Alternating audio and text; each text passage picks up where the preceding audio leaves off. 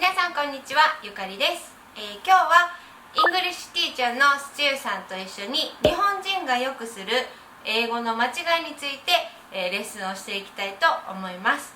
スチューさんはですね、以前カナダの ESL の学校で教えてて、日本人の生徒さんもたくさんいたし、今は、オンラインで日本人の英語の添削の仕事もしています。なので結構ね、日本人がよくする英語の間違いっていうのをよく知っているので、今日からシリーズとして日本人がよくする英語の間違いについてのレッスンビデオを作っていきたいと思います。今日はですね、日本人が普段よく使っているカタカナ英語から同じように英語で使うとネイティブにはちょっとおかしく聞こえることがあるそうなので、今日は3つの言葉から、よくする間違いのレッスンをしていきたいと思います。レッスンパートは、主に英語になるので、この上の画面の CC のボタンから、日本語の字幕を見たい方は、日本語の字幕を選んでみてください。ということでレッスンスタートです。Jay さん、what's the first word? So the first word is staff. We often use stuff. Staff, yeah. So can you give me an example of how Japanese people use this word? When I went to a coffee shop, I asked the staff to bring another chair. Yeah, okay, so the word staff, what do you think it means? Staff is the person who is working there. So the staff of a company is all of the people that work at the company, not just one person. So if you, for that sentence, you should say a staff member. Staff member. Which is singular, yeah. So this is quite common in the corrections that I help with. People use the word staff to mean a single employee, a single person working at a company or at a restaurant or a business of some kind. It's almost correct. You're talking, and this is normal for these kinds of mistakes, katakana words. But the meaning's almost there, but just not in the right context. The nuance is not quite right. Remember that staff means group. All of them, not just one. Can you give us some examples? Yeah, sure. So let's say, so we'll do a negative example first. Okay. The company down the street fired its entire staff. Uh-oh. Yeah, so that means everybody lost their job. All of them. The staff at Starbucks are usually really nice. The other example, we'll use a singular. Okay? I talked to a staff member at the restaurant about changing our table. So this time just a single person. Staff member, one person. Staff, group. All people. All employee. Yeah. Okay. So what's the next second word? The second word is the verb challenge. Challenge. So can you give me an example of how Japanese people use this word? I'm gonna challenge a TOEIC test. So almost correct. Explain to me what you think this word challenge means. Challenge means to try something difficult. Okay, so it does mean that. But there is a little bit of a difference in meaning. The difference in meaning is that the thing you're challenging, the obstacle or the difficulty, you think it's wrong in some way, or you disagree with it in some way.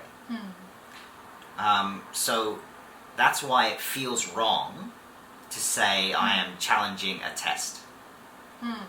Because the feeling of the word challenge means that your opinion is maybe this test is wrong.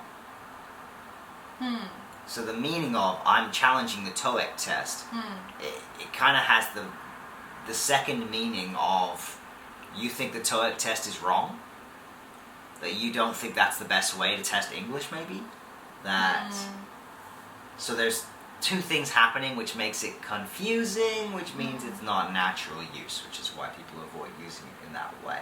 You know? So in that sentence, in that context, what should people say instead of challenge?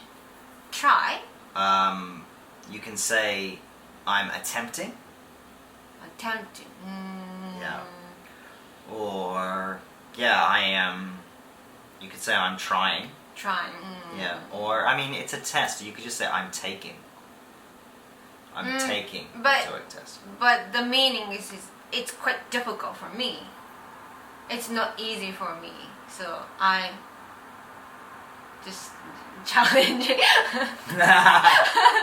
So attempt is probably the best verb. Okay. Yeah, I'm attempting the TOEIC Attempting sounds like a bit.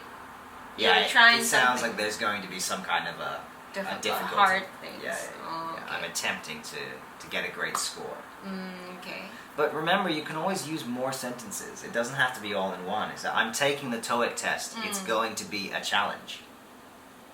You can say it as a noun. As a noun, that's exactly what it means. It means it's just difficult. But as a verb, it has this meaning of like disagreement or combat.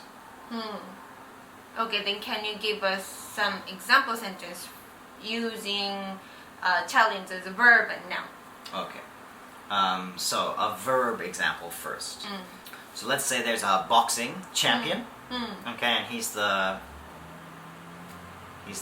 best in his category. So somebody wants to fight him, and they say, "I challenge you for the belt." So what that person means is that I think I'm better than you. I want the championship belt. I'm going to take it from you. I challenge you. So that's direct combat. Okay. You can also challenge an idea. So maybe somebody says, like, I think that Canada is the best country in the world. And maybe you say, I challenge that. I challenge that. Meaning, I disagree with that idea. Okay? As a noun, anything that's difficult can be a challenge. Like you could say, I want to learn to snowboard. It's a big challenge. It's a big challenge. You know, or you could just say, snowboarding is a huge challenge. Okay, that's exactly same as the way Japanese use challenge. Yeah, the meaning. Remember that it's a verb versus a noun, so the grammar is different, but the meaning is exactly the same. Something that's very difficult for you is a challenge. Okay. Then what is the third one? The last one. The last one I like, it's quite interesting, is revenge. Revenge. So can you give me an example of how Japanese people use revenge? I got a terrible score on the TOEIC test, so I'm gonna revenge. So, what do you mean by that? By revenge? Like, try something again that I failed. Okay. So, revenge does have that meaning a little bit. Like something wrong happened, and you're going to take some action and change that. And like make it better. And fix it. In a way. But the idea of revenge is usually quite serious. Not so much for things like tests or individual personal failure. Somebody does something really bad to you, and in return, in retaliation, you do something bad to them. That's revenge. Okay. And it's usually used as a noun, not a verb. Noun, not a verb. Yeah. There is a verb to revenge something, but it's not used very often. It's not common at all. Yeah, so you should use this as a noun only and only for very serious things. Okay, so can you give us some example? Yeah, so let's say the police officer took revenge on the criminal who killed his partner. Oh, that's super serious. Something like that. You know? The woman pushed ahead of me in the line for the subway. So I took revenge and kicked her in the leg. okay, that's not that serious, but But still, like, it's about somebody else, right? Someone else did something, so then I'm taking revenge. I'm getting revenge. Oh, okay. Yeah. Maybe because you got angry. Yeah, exactly.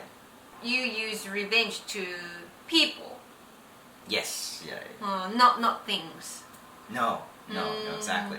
You can't really take revenge on a thing Oh, okay. because it's not a thing. Like a TOEIC test, it's a piece of paper. It's a score. Like it doesn't have any feelings. It didn't. You know. Yeah. So that doesn't make sense. So instead of saying revenge, you should say make up for. Make up for. Make up for, yeah. So like, I got a bad score on the TOEIC test, so I'm gonna study hard and make up for it. Yeah. These three words, and this is quite common for any person who's learning a second language who shares words in between the languages, is that the meanings are quite similar, but the way the words are used in the language is different. You know, like the word challenge, it has the right meaning, it's just being used in a different way.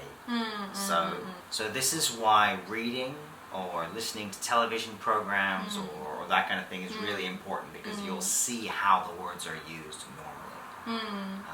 Yeah. So Even if you can see on dictionary, yeah. but you should know which one is natural Yeah, exactly. or which one is more used. Yeah, exactly. Yeah, it's so dictionaries are great, but they don't help you to figure out when to use the word, and that's quite important. So Or like a nuance of feelings. yeah, the nuance of it, yeah, the feeling of it, yeah. Okay.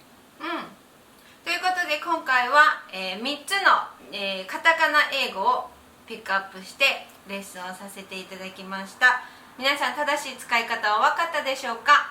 ぜひですね、皆さんのエグザンプルセンテンス、この3つの、言葉を使った例文を皆さんに作ってもらいたいと思いますね、シチューさん。Yeah, so if you write a sentence, I'll check it, see if you get it right. ということでぜひぜひ皆さん、書いてコメント欄に載せてみてください。これからもどんどん、日本人がよくする英語の間違いのレッスンを作っていきたいと思います。今回のビデオを楽しんでもらえたらいいねと、もっともっとビデオを見たいと思ってもらったらチャンネル登録お願いします。ということでまた次回お会いしましょう。バイバーイ。